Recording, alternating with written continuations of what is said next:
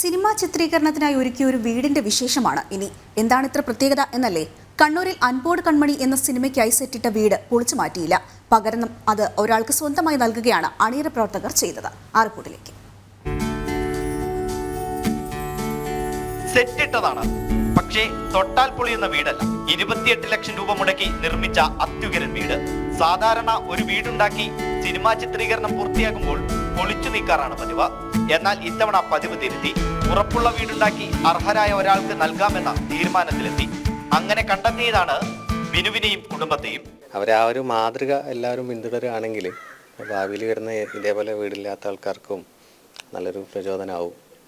അപ്പം അങ്ങനെയാണ് ഒരു സെറ്റിടുന്നതിന് പകരം എത്ര ലക്ഷം മുടക്കി സെറ്റിട്ട് എന്നിട്ട് അത് കളഞ്ഞ് ഇതാക്കുന്നതിന് പകരം ഒരു വീട് തന്നെ എടുത്താൽ അതൊരാൾക്ക് ഉപകാരപ്പെടും എന്നുള്ള ആ പൈസ അവരെ കൊണ്ടൊരു ഒരാൾക്കെങ്കിലും ഒരു ഉപകാരപ്പെടും എന്നുള്ളൊരു ലക്ഷ്യത്തോടു കൂടി ചെയ്ത സംഭവമാണ്. തിരക്കഥാകൃത്ത് അനീഷ് കൊടുവള്ളിയുടെ സുഹൃത്താണ് ബിനു. സിനിമാ നടൻ സുരേഷ് ഗോപി താക്കോൽ കൈമാറി. വീട് നൽകിയതിൽ അണിയറ പ്രവർത്തകർക്കും സന്തോഷം. നോർമലി സെറ്റ് പൊളിക്കുന്നൊരു പരിപാടിയാണ് ഉണ്ടായിരുന്നത്. അത് മാറിയിട്ട് ഇതൊരു കുടുംബത്തിനൊരു വീട് കിട്ടാന്നൊരു വലിയ കാര്യമാണല്ലോ. അപ്പോൾ ആ ഒരു നല്ല കാര്യങ്ങൾ നമുക്ക് ചെയ്യാന്നുള്ളതാണ്.